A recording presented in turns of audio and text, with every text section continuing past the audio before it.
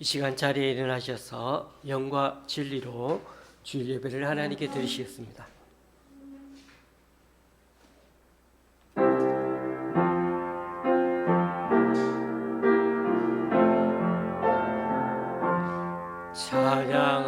찬양하라 내 영혼아,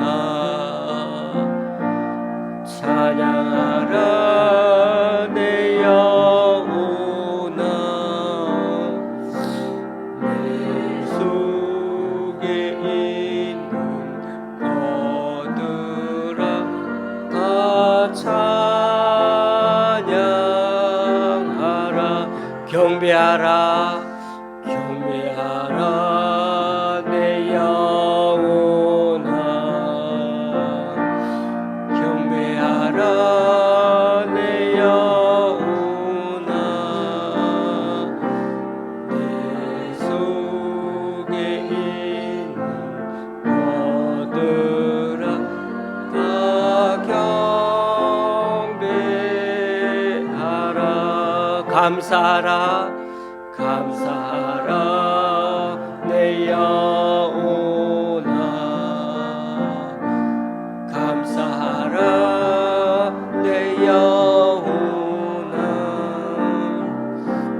내 속에 있는 것들아 다 감사하라.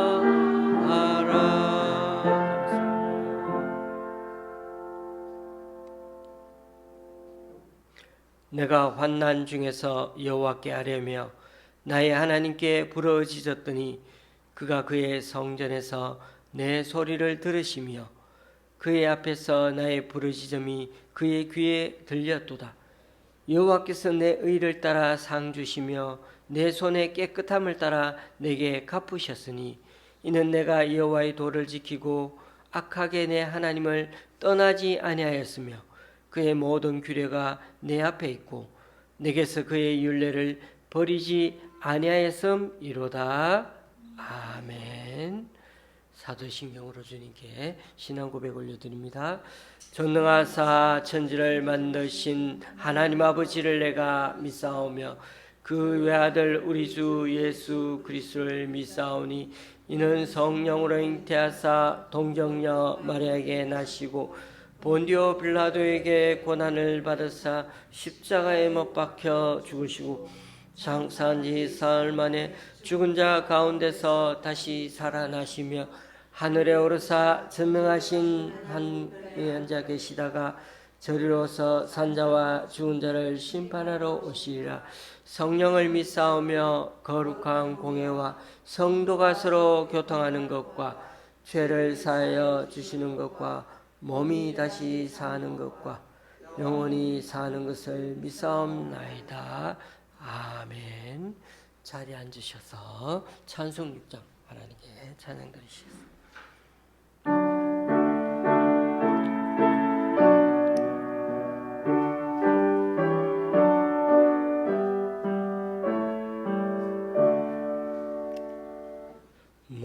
목소리 높여서 주 찬양하여라. 영광과 권세와 존귀와 위엄을 오늘 갈수록 만왕의 왕께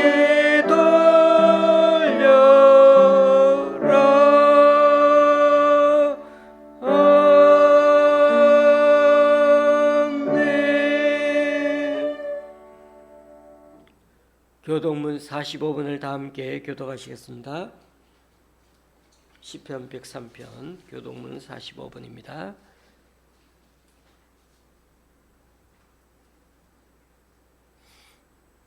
내 영혼아 여호와를 송축하라. 내 속에 있는 것들아 다 그의 거룩한 이름을 송축하라. 내 영혼아 여호와를 송축하며 그의 모든 은택을 잊지 말지어다. 그가 내 모든 죄악을 사하시며 내 모든 병을 고치시며 내 생명을 파멸해서 속량하시고 인자와 긍휼로 관을 씌우시며 좋은 것으로 내 소원을 만족하게 하사 내 청춘을 독수리같이 새롭게 하시는도다. 여호와는 긍휼이 많으시고 은혜로우시며 노하기를 더디하시고 인자하심이 풍부하시도다. 자주 경책하지 아니하시며 노를 영원히 뿜지 아니하시리로다. 우리의 죄를 따라 우리를 처벌하지는 아니하시며 우리의 죄악을 따라 우리에게 그대로 갚지는 아니하셨으니 이는 하늘이 땅에서 높음같이 그를 경외하는 자에게 크심이로다. 동이 서에서 먼 것 같이 우리의 죄가를 우리에게서 멀리 옮기셨으며 아버지가 자식을 긍휼히 여긴 같이 여호와께서는 자기를 경외하는 자를 긍휼히 여기시나니 이는 그가 우리의 체질을 아시며 우리가 단지 먼지뿐임을 기억하심이로다. 아멘. 찬송가 361장입니다.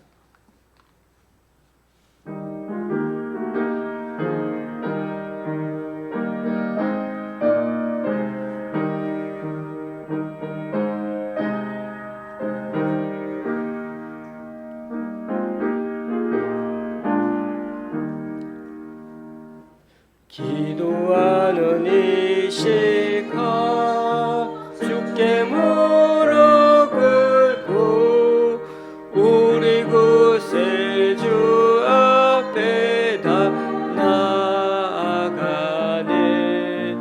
믿음으로 나가면 주가 보살피사 크신 은혜를 주네. 거기 기쁨이네. 시간에 복을 주시네. 고난 내 마음속에 기쁨 충만하네. 기도하는 이 시간 주가 곁에 오사 인자하신 얼굴로 귀 기울이네. 우리 마음 비우고 주를 의지하며 크신 은혜를 주 거기 기쁨이네. 기도 시간에 복을 주시네. 고난 내 마음속에 기쁨 충만하네. 기도하는 이 시간 주께 엎드려서 은밀하게 구할 때 오응답하네. 잘못된 것 아뢰며 측은히 여기사 크신 은혜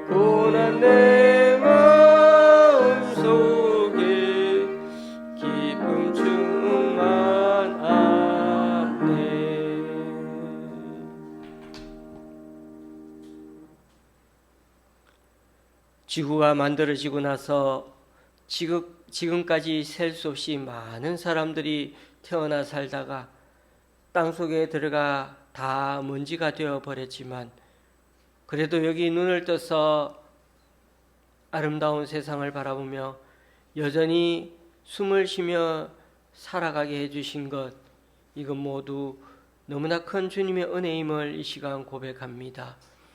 오늘도 사람들은 아침에 일어나 왜 사는지를 되물어 볼 새도 없이 또 하루하루 바삐 살아갑니다마는, 우리 인간을 위해 주님께서는 7, 80, 더 나아가서는 8, 90 인생을 살아가라고 이 아름다운 자연과 더불어 살게 해주신 그 주님의 은혜를 오늘도 우리가 잊지 않고 이렇게 찬양하고 감사하기 위해 주일을 택하여 모였사오니 우리를 긍휼히 여주시고 축복하여 주시옵소서. 그럼에도 세상에 산다는 것은 참 만만하지도 않고 또 너무나 빠르게 하루하루가 흘러 지나가는 것처럼 느껴집니다. 나이 들어 아픈 게 당연하지만 몸져 누워있는 우리 강춘자 권사님 붙들어 주셔서 그 믿음에 대한 간절함처럼 빠른 쾌유를 주시고, 그래서 이곳에서 함께 예배할 수 있는 그날이 돌아올 수 있도록 도와주시옵소서. 의지가 약하여 평생 술에 먹혀 살아가는 유혹은 성도 또한 주님께서 강력하게 이끌어 주셔서 속히 새 삶을 살아가도록 역사하여 주시옵소서. 또한 사업을, 식당을 경영하는 우리 홍재인 집사님에게도 그 가정의 자녀의 아픔을 치료하여 주시고, 또한 이곳에 함께 엎드려 주님 앞에 예배하는 그런 주님의 성도로 거듭날 수 있도록 도와주시옵소서. 그 외에도 강순남 권사님 가족분들, 강구철 집사님, 강만구 집사님, 강순자 권사님, 강순혜 권사님, 제부 되시는 분 등 주님께서 은총을 내려주셔서 몸과 마음의 평안을 주셔서 주님 곁에 더 가까이 다가감으로 병에서 노임을 받도록 인도하여 주시옵소서. 요즘 지구온난화와 기상이변으로 인해 강릉 쪽에 물 부족 현상으로 온 도시가 고통받고 있습니다. 주님께서 긍휼히 여겨 주셔서 저수율이 13% 아래로 떨어진 그 오봉 저수지가 더 이상 가물어지지 않고 엘리사의 기적처럼 초자연적인 방법으로 다시금 물이 공급될 수 있도록 응답하여 주셔서 하나님이 이 땅에 살아계심을 드러나게 하여 주시옵소서. 오늘도 준비해온 목회자를 통해서 주님의 말씀을 듣고자 합니다. 때로는 뻔한 말씀처럼 들려도 주님이 직접 우리 자신의 귀에 가까이 말씀하시는 것처럼 들려지도록 우리 마음을 다스려 주옵소서. 주일마다 밥을 하고 피아노도 치고 여러모로 바쁜 전도사님에게도 주님의 평안과 건강을 허락하여 주시고, 앞으로도 우리 모두가 이 작은 교회 위에 애쓰는 이 마음들이 결실 맺어서 한 사람 한 사람 점점 이곳에 채워져 갈 수 있도록 은혜 내려 주시옵소서. 예수님의 이름으로 기도드리옵나이다. 아멘.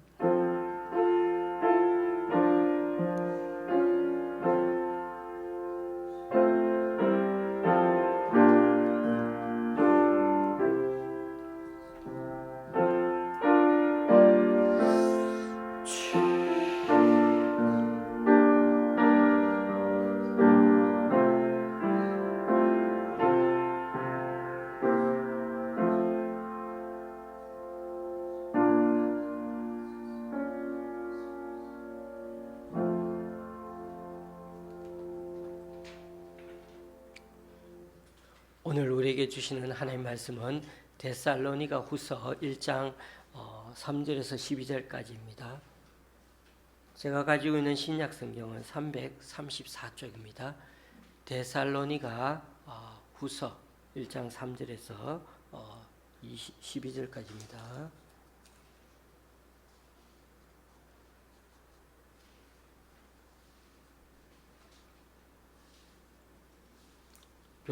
교독하실 때 제가 먼저 읽겠습니다.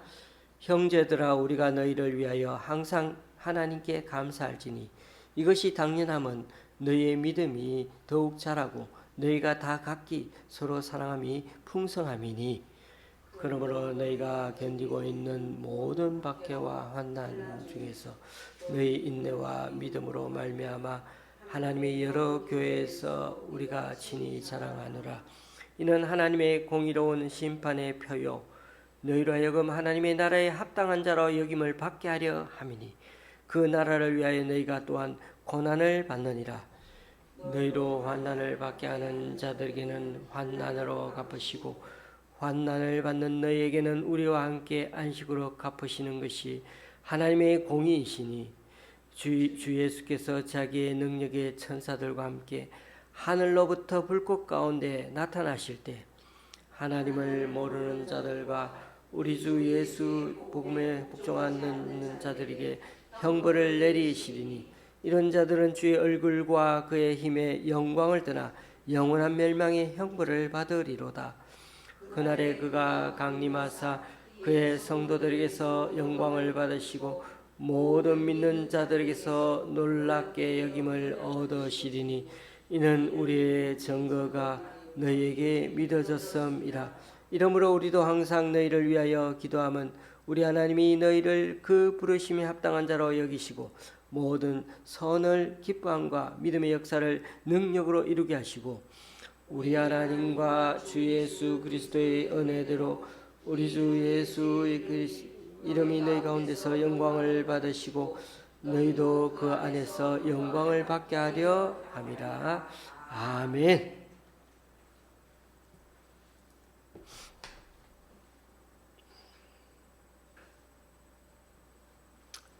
저는 지난 6월에 19일간이라는 좀 긴 시간 동안 바울과 요한의 성지를 순례를 다녀오면서 참 많은 걸 느끼고 은혜를 받았습니다. 특히 저희는 직접 이렇게 5사람이 차를 타고 다니면서 2000년 전에 사도 바울의 흔적을 느껴보려고 또 사도 요한의 흔적을 느껴보려고 참 많은 생각들을 했습니다.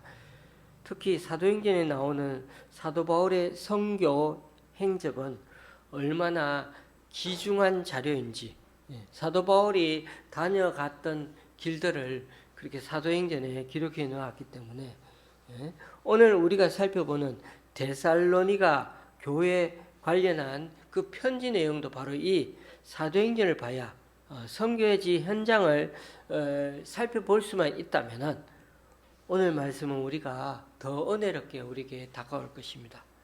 그래서 우리는 많은 사람들이 그렇게 성지 순례를 가고 현지를 가보는 것이 아닙니까?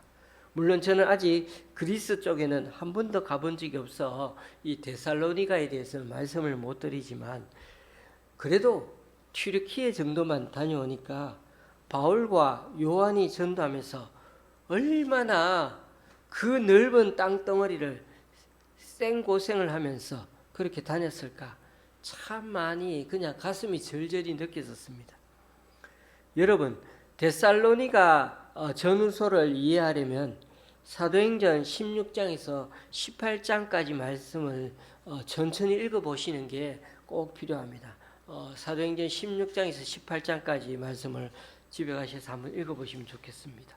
사도 바울이 16장에서 튀르키예 대륙에 열심히 소아시아에 복음을 전하고 그곳을 거기만 누비고 있었는데 자꾸 이 2차 전도 여행 때는 자꾸 가는 길마다 뭔가 막히는 느낌이에요. 1차 전도 여행은 그래도 다녔는데 2차 전도 여행 때 이렇게 이 튀르키예 소아시아를 다니니까 자꾸 뭔가 막힐 때가 많은 거예요.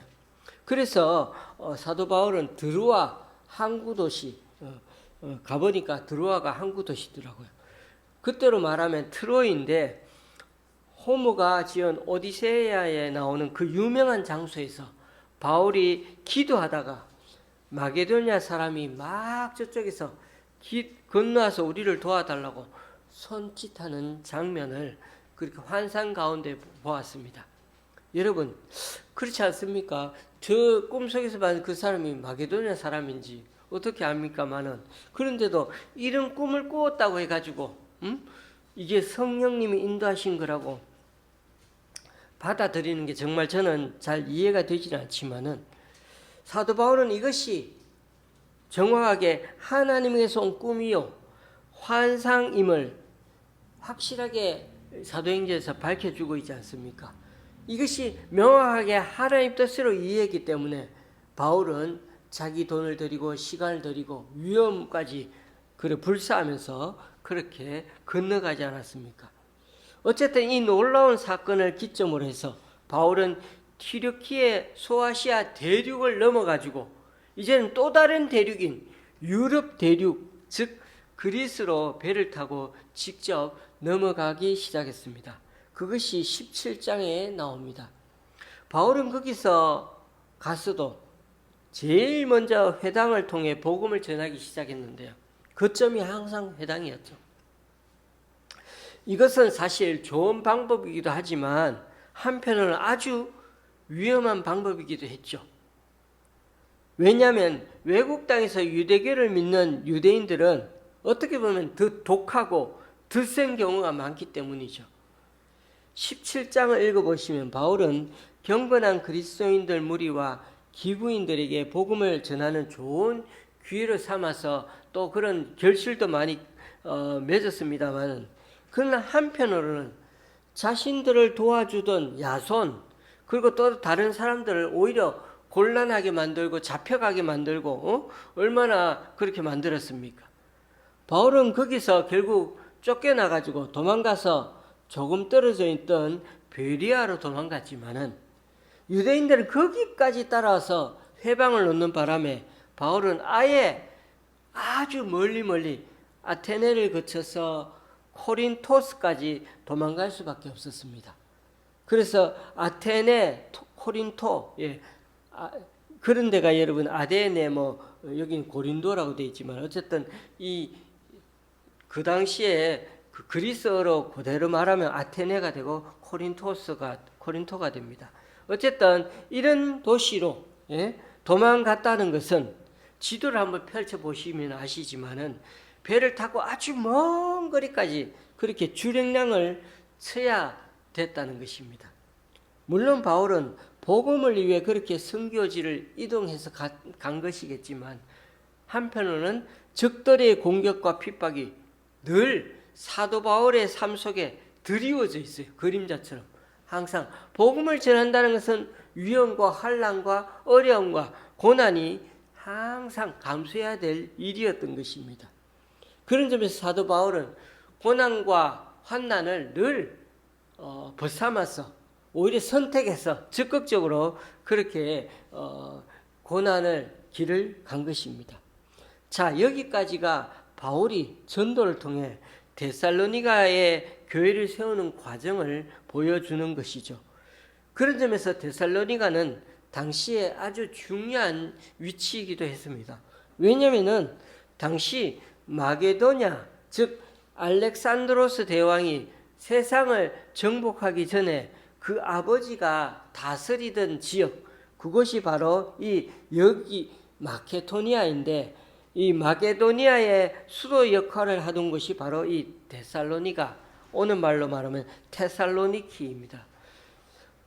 그리고 중요한 한 가지 사실은 사도 바울이 이 테살로니키에서 이동해서 코린토스에서 1년 6개월간 머물며 살면서 바로 이 데살로니가로 편지를 썼는데, 데살로니가 전서, 후서, 첫 번째 편지, 두 번째 편지가 바로 고린도에서 썼다고들 말을 합니다.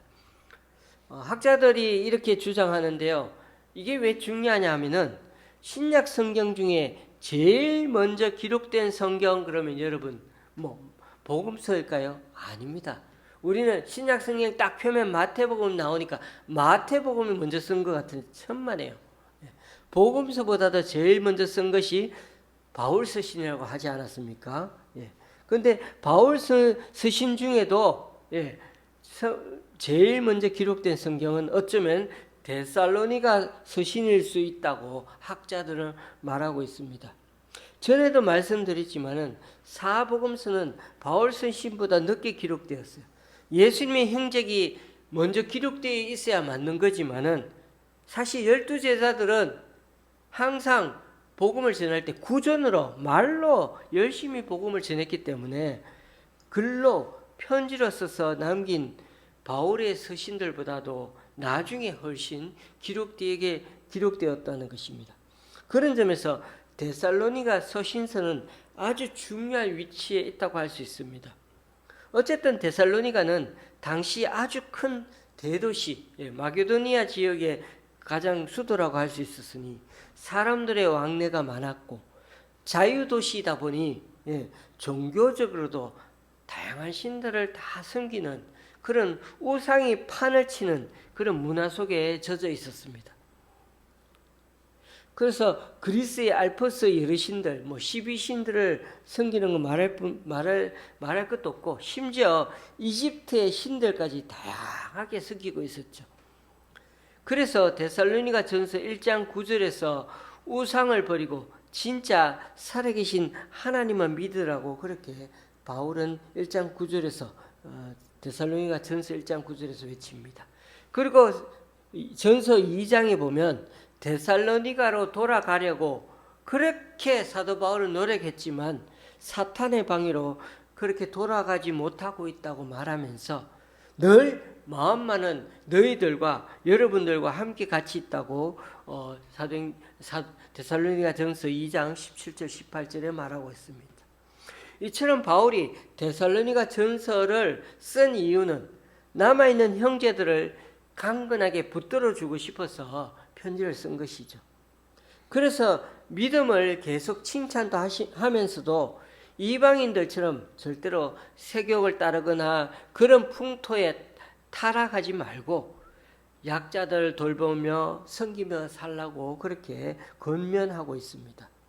그런데 오늘 우리가 살펴보는 이 두 번째 편지는 첫 번째 편지를 보내고 나서 몇 달 후 정도에 다시 보냈던 것으로 학자들을 추정합니다.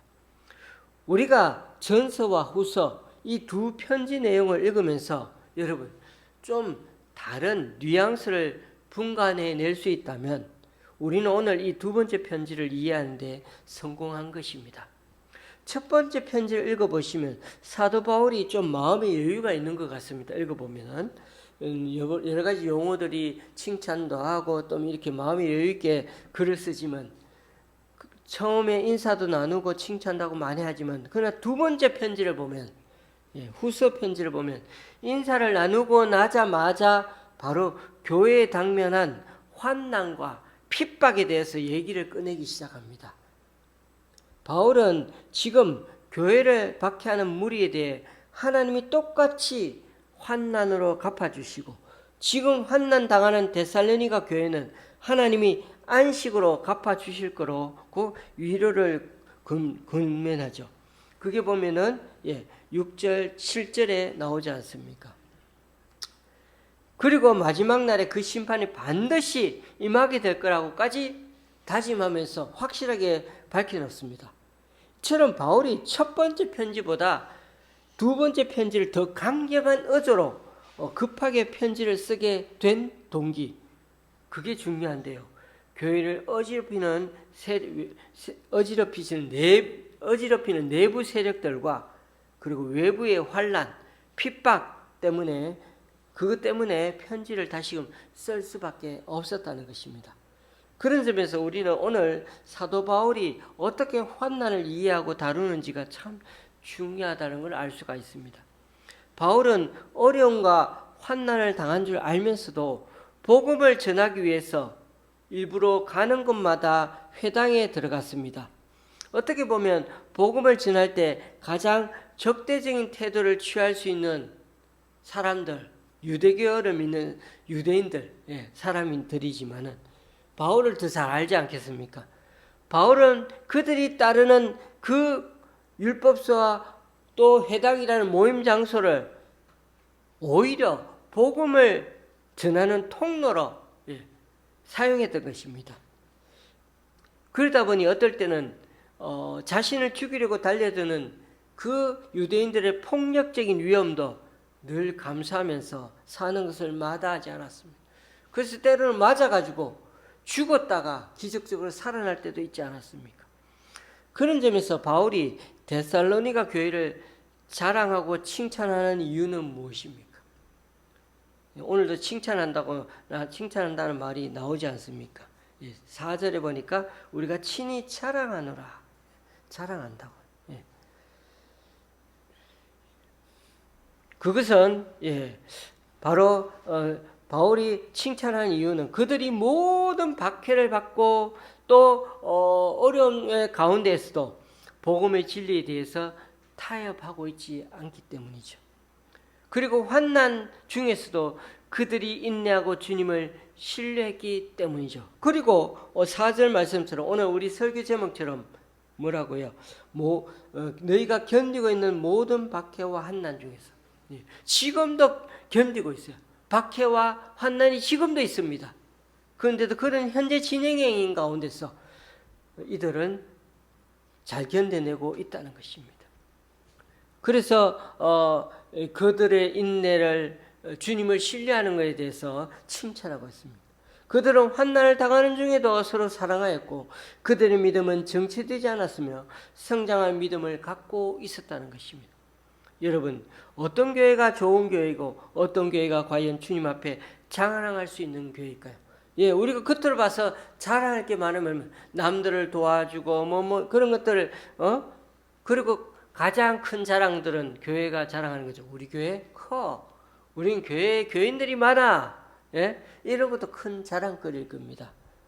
그러나 원천적으로 본질적으로 보면 정말 복음을 제대로 알고 있고 끊임없이 하나님의 말씀을 공부하고 무엇보다도요 박해나 경제적 궁핍을 있어도 견뎌내면서 그 가운데서 형제자매가 서로 진심으로 사랑하는 교회, 그게 바로 주님 앞에 좋은 교회며 칭찬받는 교회가 된다는 것입니다.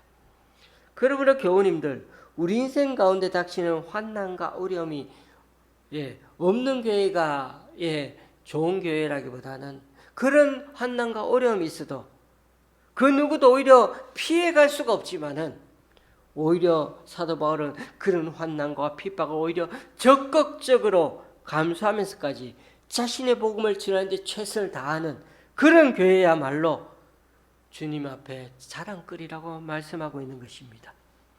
우리에게 주어지고 닥치게 되는 지금의 환난과 어려움 있지 않습니까? 그렇습니다. 그게 문제가 아니라 그것을 하나님 앞에서 어떻게 잘 받아들이며 어떻게 극복하느냐에 따라서 더 훨씬 더 주님 앞에 자랑거리가 될 수 있다는 것입니다. 이 환난을 없애주십시오 라고 기도하는 것도 열심히 해야 하지만 사도 바울도 그렇게 기도했으니까요. 때로 하나님은 우리에게 그때마다 응답하시기를 내 은혜가 네게 족하도다 때로 말씀하실 때도 있으시거든요. 데살로니가 교회는 박해 때문에 고난과 물질적 손실을 많이 보았습니다. 성경은 이에 대한 하나님의 시련의 목적, 환난의 목적을 밝혀놓고 있는데요. 여기 5절 한번 보십시오. 분명히 얘기하고 있습니다. 같이 한번 읽어볼까요? 이는 하나님의 공의로운 심판의 표요 너희로 하여금 하나님의 나라에 합당한 자로 여김을 받게 하려 함이니 그 나라를 위하여 너희가 또한 고난을 받느니라. 아멘. 그렇습니다. 고난과 환난은 누구나 회피하고 싶죠. 그러나 만약 주님을 믿고 따르는 대가로 이런 고난과 환난을 맞이하고 있다면요. 그래서 그 섭리와 목적을 주님 안에서 우리가 다시 알고 깨달을 수 있게 된다면요. 이런 고난과 환난은 오히려 기쁨의 이유가 되고 주님에게는 자랑거리가 될 수도 있다는 것입니다. 그러므로 성도로서 주님의 자녀로 경험하는 고난과 환난의 이유는 모두 주님의 섭리 가운데 있어요. 왜? 주님이 우리를 하여금 하나님 나라에 합당한 자가 되게 하시는 그런 과정으로 삼기 때문이죠. 그 목적은 오늘 본문의 말씀대로 공의로운 하나님의 심판과 관계된 것임을 우리는 믿어야 할 것입니다. 여러분, 우리는 무슨 테스트를 할 때, 무슨 시약 검사를 하거나 테스트를 할 때 사용하는 검사지가 있는데요. 그걸 우리는 리트머스 종이라고 얘기합니다. 여러분, 특히 리트머스 종이라는 게 있는데, 그것은 파란색 리트머스 종이가 있는데, 그것은 딱 그 용액에다가, 산성 용액에다가 딱 넣으면요, 산성이면 그 용액은 붉은색으로 변합니다. 파란색 리트머스 종이를 넣으면요. 또 붉은색 리트머스 종이를 그 용액에 닿았는데, 그 용액이 딱 넣었는데 푸른색으로 변했다? 그러면 그 용액은 염기성 용액이 되는 것입니다. 그러므로 용액의 성질이 산성인지 또는 염기성인지 알려면요, 바로 리트머스 종이를 파란색에 넣으면 산성 용액이 붉은색으로 변하고요. 붉은색 리트머스를 용액에 넣어가지고 푸른색으로 변하면 그것은 염기성 용액인 것입니다. 이처럼 용액의 성질을 판별하는 데 사용하는 유용한 도구가 리트머스 용지라는 것입니다. 그처럼 우리가 당하는 환난과 고난은 때로 우리가 정말 하나님의 자녀로 거듭난 존재인지를 가늠을, 저게 하나님의 사람인지 아닌지를 알려면은, 쭉정인지 알곡인지를 알려면은 때로는 환난, 리트머스 같은 종이가 필요하다는 것입니다. 그래서 이러한 중요한 시험 코스 과정이 우리에게 있어야 한다는 것이죠. 여러분, 4절에서 7절까지 보시면 환난이란 말이 얼마나 많이 나옵니까? 바울은 지금 당면하고 있는 그 환난, 박해 같은 어려움, 고난에 대해서 말해주면서 잘 견뎌내고 있다고 칭찬하고 있죠. 저와 여러분은 혹 이런 환난과 어려움을 겪고 있지는 않으십니까? 아니면 과거를 돌아봐도 이런 환난은 누구이나 불쑥 찾아온 적이 있지 않습니까? 정말 그런 환난과 어려움을 겪으면서 얼마나 힘들고 어려웠습니까? 그리고 앞으로 미래에 우리에게 환난과 고난이 없다고 자부할 사람은 아무도 없을 것입니다. 과거, 현재, 미래를 통틀어 환난은 주님을 믿는 사람에게 또 믿지 않는 사람이든 우리 인생에서는 살다 보면 앞으로도 이런 환난과 어려움은 불가불 대면하게 될 수밖에 없고 만나게 될 것입니다. 그럴 때 우리가 해야 하는 유일한 방법이 뭔 줄 아십니까? 견뎌내는 것이죠. 또 하나는요, 하나님을 피난처로 생각하는 데 있습니다. 그렇습니다. 이런 환난과 어려움을 만날 때마다 견뎌내는 것은 많은 이 세상에 있는 사람들 다 하잖아요. 그런데 하나님을 믿는 사람은 또 한 가지 더 있어요. 바로 견뎌낼 뿐만 아니라 하나님을 피난처로 생각하라는 거예요. 하나님을 방공으로 생각하라는 거예요. 우리는 이제 곧 찬송가 70장을 부르게 될 것입니다. 제목 가사가 그렇습니다. 피난처에 있으니 환난을 당한 자 이리 오라. 땅들이 변하고 물결이 일어나 산 위에 넘치되 두렵지 않네. 이방이 떠들고 나라들 모여서 진동하나 우리 주 목소리 한 번만 바라면 천하의 모든 것 망하겠네. 만유주 하나님 우리를 도우니 피난처요.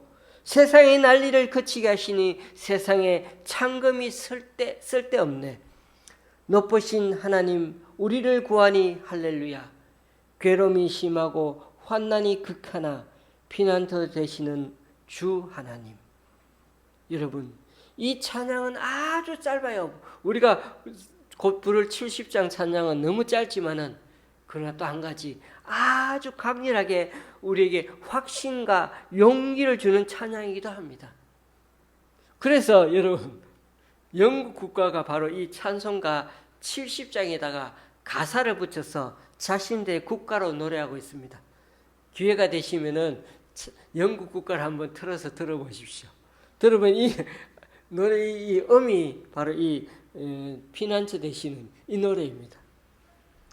제가 1절만 영국 국가 가사를 말하면 신이시여 우리의 자비로운 왕을 구원하시고 고귀한 우리의 왕이 만수무강하소서. 신이시여 우리의 왕을 구원하시고 승리와 행복과 영광을 주소서. 그리하여 오래도록 우리를 통치케 하소서. 신이시여 왕을 구원하소서. 예, 이 가사가 영국 국가 가사가 2절 3절도 그 내용이 비슷합니다. 거기 나오는 왕을 보호하라고 되어 있는데 그 왕이 예전에는 엘리자베스 여왕이었기 때문에 여왕을 구하라고 그렇게 바뀌었는데 이제는 왕이 남자이기 때문에 왕을 구하소서라고 그렇게 노래 가사가 바뀌어져 있죠. 어쨌든 교우님들, 우리 인생에 환난과 어려움을 당하면 참고 견디는 게 상책입니다. 그러면 언젠가 새날이 찾아오고 견딘 만큼 인생을 보상받기도 하죠. 그러나 여러분, 그렇다고 반드시 그런 것은 아닙니다. 보상받지 못하고 인생을 끝낼 수도 있고 남들이 보면 그게 허무할 수도 있습니다. 그래서 어제도 보고 계속 요즘 연예인들이나 이런 사람들이 자살하는 사람들이 많이 계속 기사로 나오고 있는데요. 그러나 우리는 그렇지 않습니다. 우리가 고난을 당하고 환난을 당할 때 하나님을 피난처로 삼는 사람에게는 하나님이 우리 도움이 되어 주신다고 반드시 약속하셨습니다. 찬송가 70장은 바로 이 데살로니가 말씀을 생각하면서 지은 가사이고 찬송가입니다. 그렇습니다. 환난을 당하면 무조건 우리는 어떻게 해야 됩니까? 피난처, 방공으로 뛰어들어야 합니다.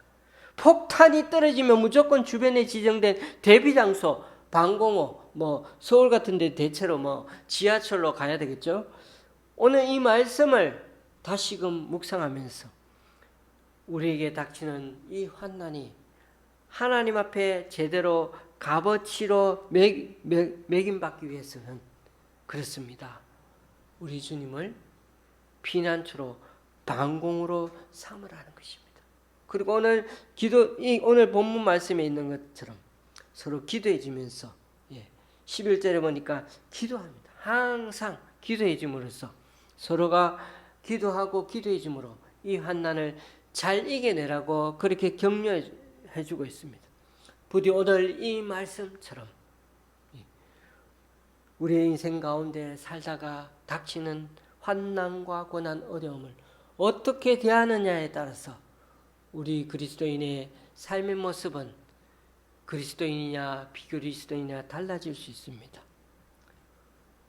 견뎌낼 수가 있지만은 그러나 우리 그리스도인에게 또 다른 놀라운 일들이 있는데 바로 주님을 피난처로 삼는 것입니다. 오늘 우리에게 당하는 환난과 고난 그때마다 부디 오늘 말씀처럼 주님을 피난처로 방공으로 삼고 주님에게 그때마다 뛰어듦으로 말미암아 하나님이 예배하신 놀라운 은혜와 돌보심과 또 역사하심을 통해서 넉넉히 이겨내는 저와 여러분의 삶이 될 수 있기를 주님의 이름으로 간절히 축원합니다. 기도하시겠습니다. 인생을 살다 보면 누구나 어려움과 아픔을 겪는 게 다반사입니다. 그런데 그것을 잘 견디는 사람도 있지만 때로는 그렇지 못하고 자기 스스로 생을 끊는 사람들도 점점 많아지고 있습니다. 주님 오늘 말씀을 통해 우리에게도 지금 그런 환난과 어려움을 교회 자체로 겪고 있는 중이기도 합니다. 이 어려움과 환난이 언제 어떻게 될지 알 수는 없지만 오늘 말씀처럼 우리에게 주신 또 하나의 시험 관문 리트머스 같은 것임을 깨닫게 하여 주셔서 그래서 우리가 우리 자신을 들여다보고 좀 더 경건하고 인내하면서 잘 견뎌내게 하시고 무엇보다도 우리 주님을 우리의 방공으로 삼아서 주님께로 나아가는 그런 기회가 되고 그런 신앙의 자리가 되게 하여 주시옵소서. 이 세상에는 고난이나 환난을 좋아하는 사람 아무도 없지만은 이 고난과 환난이 마치 인생의 여행지에 있는 고난의 나무 환난의 나무가 되어서 삶에 지칠 때마다 우리의 피난처 되시는 그 주님 그늘 앞에 나아가서 주님을 만날 수 있는 좋은 기회가 되고 신앙 성장의 자리가 될 수 있게 인도하여 주시옵소서. 예수님의 이름으로 기도드리옵나이다. 아멘. 찬송가 70장입니다.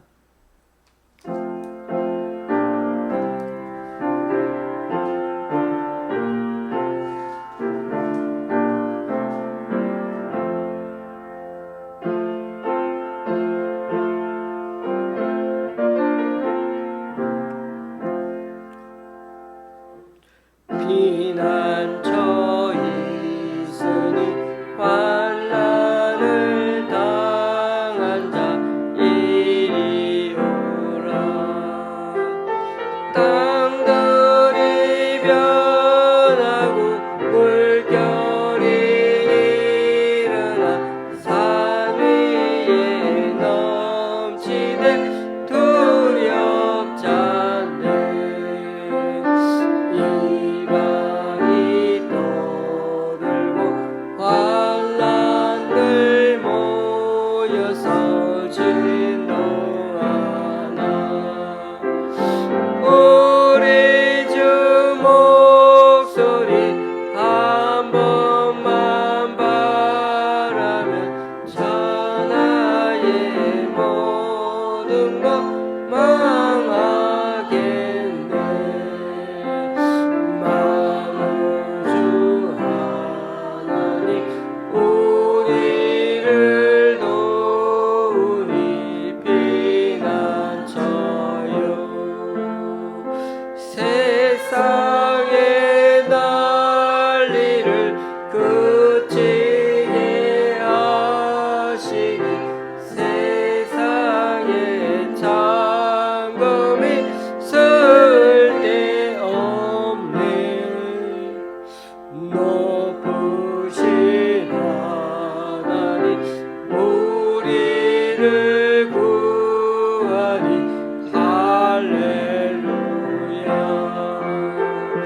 괴로움이 심하고 환난이 극하나 피난처 되시는 주 하나님.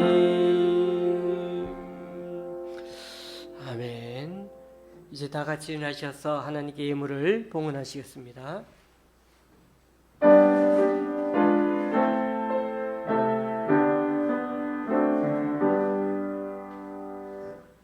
나의 보아드리니 주여 받아주셔서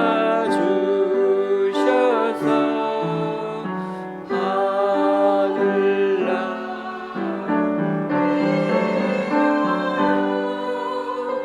주 뜻대로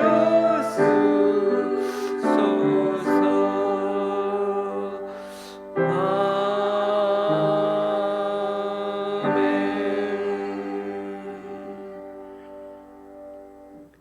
주님, 오늘 이 시간 주님 앞에 나와 각자 여러 모양으로 드린 헌금들 기뻐 받아주시고 쓰이는 곳마다 귀한 결실 맺을 수 있도록 크신 은총으로 인도하여 주시옵소서. 오늘도 네 분의 주의 헌금을 주님께 올려드립니다. 또한 강동구 두 교회와 김천의 권사님, 광주의 집사님 가정에서 그리고 수색의 집사님 가정에서 귀한 예물을 하나님께 올려드립니다. 이분들의 헌신과 승림 귀하게 받아주셔서 이분들 통하여 하나님 나라가 더욱 확장되게 하여 주시옵소서. 예수님의 이름으로 봉헌기도 드립니다. 아멘. 앞뒤 좌우로 인사 나누시겠습니다.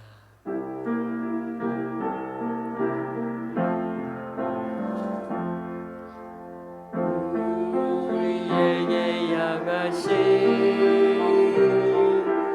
여호와의 인자하심이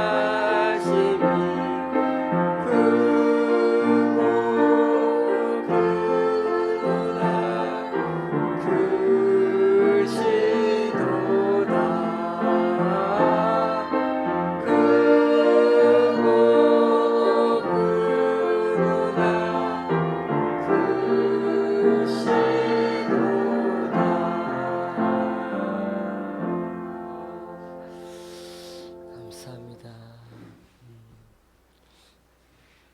제가 설교 중에 찬송가 70장을 이 데살로니가 후서를 통해서 이렇게 성경 구절과 관계를 있다 했는데 제가 아마 다른 찬송을 찾다가 착각한 것 같습니다. 그렇지는 않고 여기 보니까 시편 46편과 관련이 있는 것 같습니다. 예, 어쨌든 찬송을 통해서 또 귀한 은혜가 있기를 바라고요. 다음 주에 저희 이제 9월 21일이죠. 예, 9월 21일 날 저희 교회를 후원해주고 있는 구리에 있는 낮은 마음 교회에 있는 성도님들이 사회 선교 봉사팀에서 이렇게 오셔가지고 함께 몇 분이 예배를 드린다고 합니다. 기억하시고 우리가 함께 예배를 또 드릴 수 있는 기쁘고 감사할 일이 아닐까 생각합니다. 이번 주일에도 이렇게 저희가 성경 공부가 진행이 되니까 조금 더우시더라도 시작된 성경 공부가 또 잘 가을에도 이렇게 연이어서 계속 될 수 있기를 바랍니다. 특별한 광고는 없는데요. 찬송가 53장입니다.